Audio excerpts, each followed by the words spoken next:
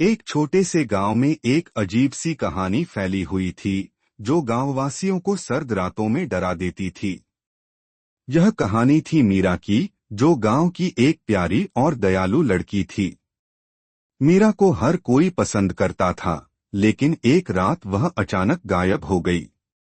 कई दिन तक खोजबीन करने के बाद उसका शरीर गांव के पुराने कुएं के पास मिला, लेकिन उसके मरने की वजह आज भी रहस्य बनी हुई थी।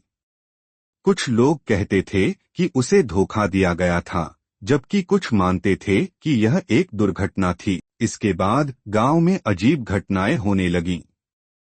चांद की रोशनी में लोग अक्सर कुएं के पास एक हल्की सिसकी सुनते थे।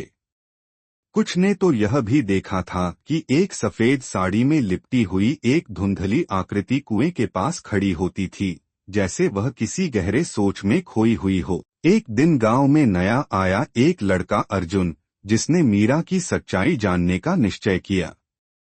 वह रात को कुएं के पास गया, जहां ठंडी हवा और सन्नाटा था।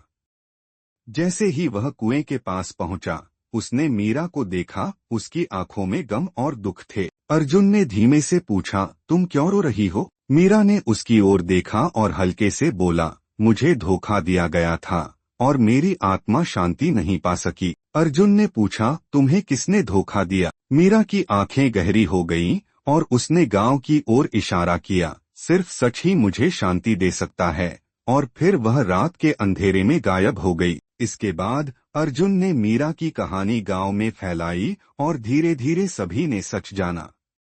मीरा की आत्मा को शांति मिली और गांव अब उसके डर से मुक्त हो गया।